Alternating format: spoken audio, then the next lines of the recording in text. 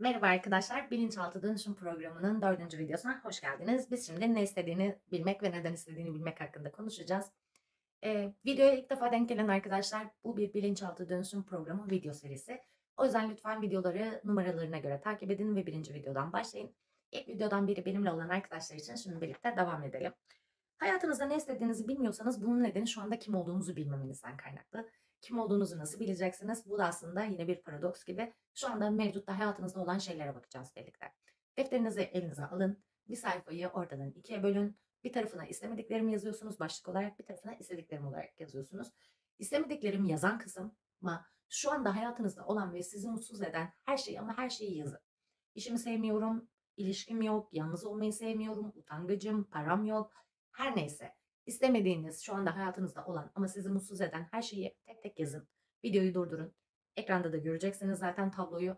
Ben istemediklerim kısmını baştan sona doldurduktan sonra bir sayfa olabilir, iki sayfa olabilir. Hiç önemli değil. Sadece önemli olan şu, hayatınızda olan, istemediğiniz, sizi mutsuz eden her şeyi ama her şeyi yazmanız. Lütfen bunun için zaman ayırın. Çünkü ne istediğinizi bilmeniz için bu çok önemli. İstemediklerimi yazdıktan sonra karşısına olsaydı sizi mutlu edecek hallerini yazın. İşimi sevmiyorsam karşılığında eğlenceli bir iş mi sizi mutlu ederdi, yüksek gelirli bir iş mi sizi mutlu ederdi onu yazıyorsunuz. Sevdiğim eğlenceli bir iş. Yalnız olmayı sevmiyorum. İşte güvenli ve huzurlu bir ilişki. Satışlarım az. Bu benim için geçerli. Ben programı bunun için yapacağım. Shopier'den günlük 50 adet sipariş. Programın başında size şu anki mevcut Shopier sipariş listemi göstereceğim. Günlük olarak ne kadar sipariş alıyorum. Ve programın ilerleyen aşamalarında canlı yayınlarda da sizi bu konuyla ilgili güncelleyeceğim. Program nasıl gidiyor, satışlar nasıl artmaya başladı mı? Şimdi bunları yazdıktan sonra istemediklerim kısmını doldurdunuz. Ve karşılığına sizi mutlu edecek halleriyle istediklerim kısmını doldurdunuz. Burada en önemli isteğinizi belirlemenizi istiyorum. Yani programı ilişki için mi yapacaksınız, iş için mi yapacaksınız? Bunu ama lütfen yazmadan belirlemeye çalışmayın. Yazmanız neden önemli? Hepsini alt alta gördüğünüzde sizin için hangisinin daha önemli olduğunu bileceksiniz. Eğer iki isteğiniz arasında kararsız kalıyorsanız yazı tura atın. Çünkü bu bilmenin bence en kolay ve en keyifli hali. Yazı tura attığınızda zaten çıkan istekle ilgili bir huzur mu hissediyorsunuz, huzursuzluk mu bunu fark edeceksiniz. İlla o çıktı diye onu yapmak zorunda değilsiniz. Nasıl hissettiğinize bakın. İsteğinizle ilgili size sadece 3 dikkat etmeniz gereken şeyi söyleyeceğim. Birincisi isteğiniz sizinle ilgili olsun. İkincisi somut bir istek olsun. Uhrevi şeyler dilemeyin. Aydınlanmayı dilemeyin. Çünkü 90 günde bunu net ölçemeyebiliriz. Ama X miktar paranızın olmasını diliyorsanız ya da X miktar aylık kazanç istiyorsanız evet bunu çok somut ölçebiliriz. Bizim için önemli olan bu programı ilk yapma amacımız evet bir dönüşüm yapacağız. İstediğiniz şey hayatınızda olacak ama bunun olup olmadığını görürseniz bir kere bunu yapabildiğinizi görürseniz bir sonrakinde ben sizinle beraber bu programı devam etmesem de siz kendiniz istediğiniz zaman istediğiniz kadar bu programı devam ettirebilirsiniz. Önemli olan size istediklerinizi alabileceğiniz kişiyi ispat etmemiz. O yüzden istekleriniz somut olsun, sizinle ilgili olsun ve lütfen mix yapmayın. Yani iki isteğimi birleştireyim de ikisi hakkında çalışayım değil, tek bir isteğiniz üzerine çalışın. Çünkü enerjimiz yani bizim odaklandığımız şey, enerjimizi verdiğimiz şeydir ve enerjimizi yönlendirdiğimiz şey bizim şu anki hayatımızda olacak olan şeydir. Enerjiniz ikiye bölünsün istemiyorum. Ben bu yüzden tek isteğinizle ilgili çalışmanızı istiyorum. Bunu seçtiyseniz eğer, şimdi o isteğinizin neden istediğimizi bilelim. Örneğin para hakkında çalışıyorsak, parasızlık konusunda hissettiğimiz negatif duygular bizim o isteğimiz üzerinde çalışmamızı sağlayacak olan motivasyonumuz. Yani ne demek istiyorum? Siz bir şey istiyorsunuz. Daha önce demiştik. İstekleriniz sizin kutunuzun yani şu anda bulunduğunuz odanın dışında. O odanın dışında olmak sizi biraz güvensiz hissettirecek. O yüzden orada olmayı isteyecek kadar yeterli motivasyona sahip olmamız gerekiyor. Bu yüzden de bize bu isteği neden istediğimize dair bir 20 neden listesi lazım. Ben yine kendi listemi size örnek olarak paylaşacağım. Ee, Program uzun. Egonuzun direnci biraz yüksek. Bu direnci kırmamız için ara ara motivasyonumuzu sıcak tutmak için istediğimiz şeyi neden istediğimizi bilmemiz gerekiyor. Kendi listemden hemen örnek vereyim. Günde 50 sipariş alırsam gelirim artar. Böylece sevmediğim bir işte çalışmam gerekmez.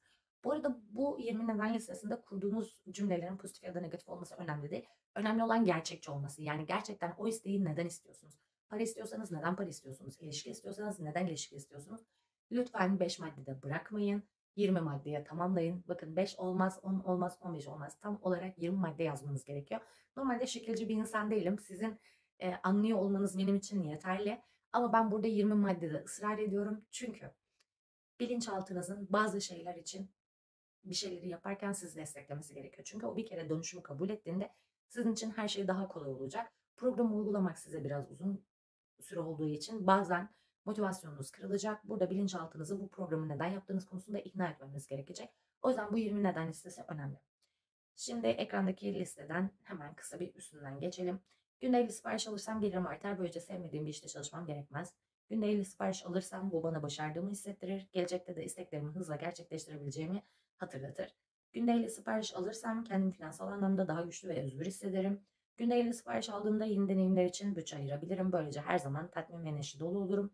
Günde 50 sipariş aldığımda daha çok param olacağı için ailemin istek ve ihtiyaçlarını rahatlıkla karşılayabilirim. Bu bana daha çok zaman kazandırır. Günde 50 sipariş aldığımda ailemle ve arkadaşlarımla vakit geçirirken daha neşeli olurum. Çünkü işimin ve başarımın garantide olduğunu bilirim.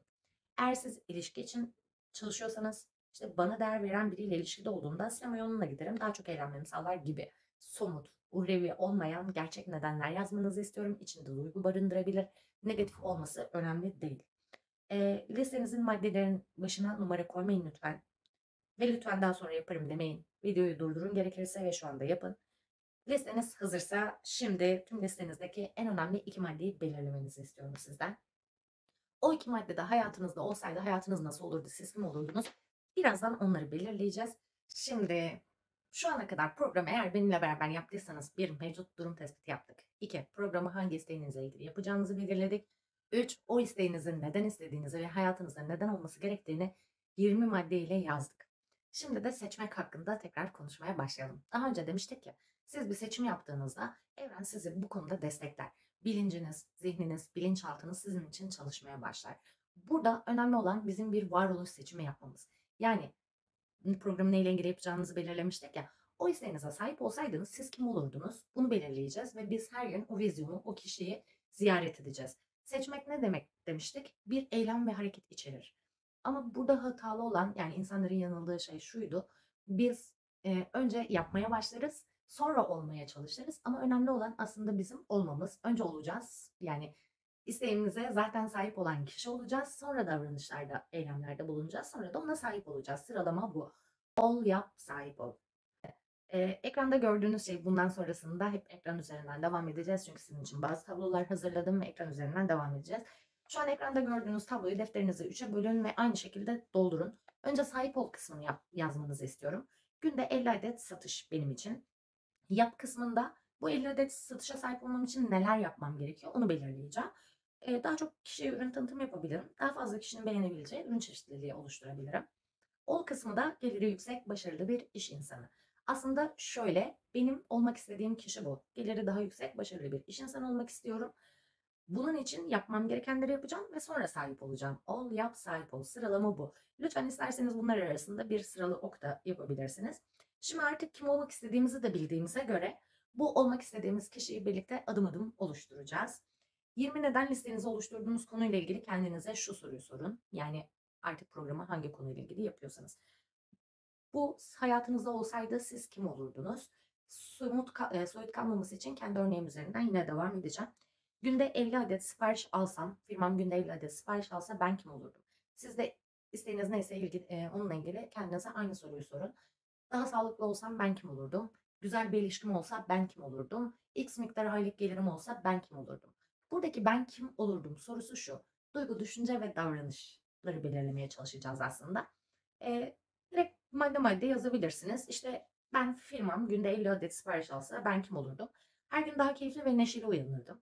Her sabah meditasyonlarımı yapar güne daha tutkulu başlardım. Düzenli olarak günde 200 saat firmamın işlerine ayırırdım, çalışırdım. Maddi olarak endişem olmayacağı için daha çok anda olur, anın keyfini daha çok çıkarırdım. Kendimi daha güvende ve güçlü hissederdim. Sık sık seyahat edebilecek kadar kendimi özgür hissederdim. Sevdiklerimle daha kaliteli zaman geçirmek için gerekli olan finansal özgürlüğe sahip olurdum. Cümlelerin ağdalı ya da edebi olmasına önem vermeyin. Sadece gerçek şeyleri yazın. Pozitif ya da negatif cümleler kurmanız da önemli değil. Pozitif olması tercih edilir. Ama sadece isteğiniz hayatınızda olsaydı siz şu anda kim olurdunuz? Bunu belirlemeniz benim için çok önemli. Farkındaysanız bazı kelimeler kırmızıyla çizili. Çünkü duygu, düşünce ve davranış olarak ayıracağız. Ben yazdığım şeyleri bir tablo daha geliyor şu anda ekrana. 3'e böldüm. Duygu, özgür, neşeli, güvende, güçlü, tutkulu. Düşünce, ben başarılıyım. İnsanlar firmamı ve ürünlerimi çok seviyor.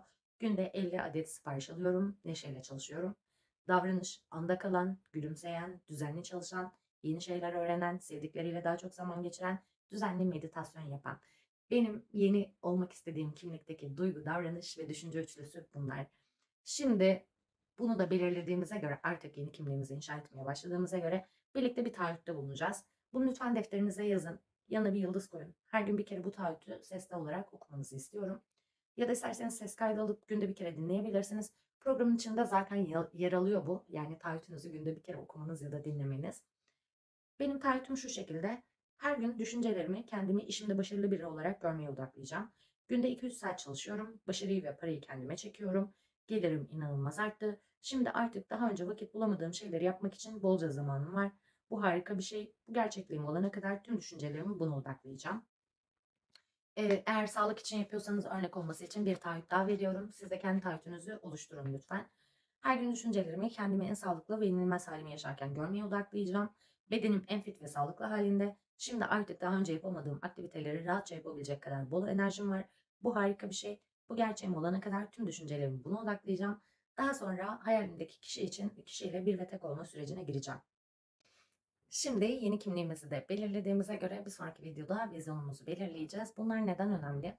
Biz gözlerimizi kapatıp meditasyonlar aracılığıyla bilincimizi teta seviyesine düşürdüğümüzde bilinçaltımız aktif, yani alıcı hale gelecek. Ve biz o alıcı haldeyken sürekli yeni kimliğimizle yeni vizyonumuzu ziyaret edeceğiz.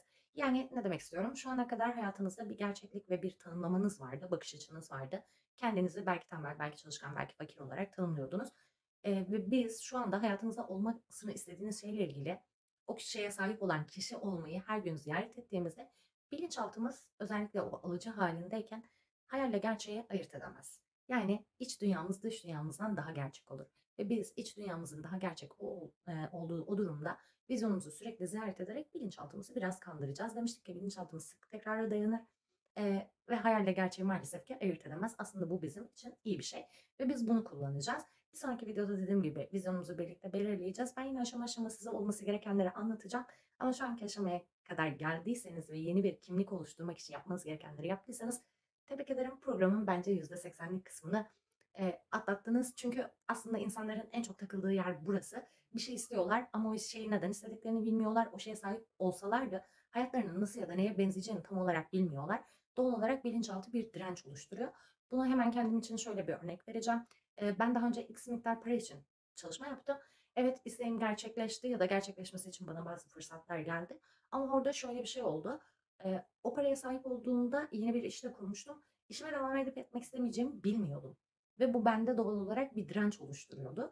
Çünkü emek verip sahip olduğum bir iş var ve o işi kaybetmekle ilgili bir korku yaşadığım için bilinçaltım bununla ilgili bir direnç oluşturuyordu. Ben size direnç oluşmaması için elimden geleni yapacağım. Lütfen yorumlara isteğinizi, neyle ilgili çalışmaya başladığınızı yazın. Vizyonunuz açık, belki bizimle paylaşmak istemeyebilirsiniz. Ben sizin örnek olarak kendi vizyonumu paylaşacağım. Ama ne hakkında en azından çalıştığınızı belirtirseniz ben de bir sonraki canlı yayın konusunu az ya da çok belirlemiş olurum şimdiden. Hepinize bol şans diliyorum. Programdan yararlanmasını istediğiniz arkadaşlarınıza göndermeyi de unutmayın. Sizi seviyorum. Beğendiğiniz, abone olduğunuz için teşekkürler. Görüşmek üzere.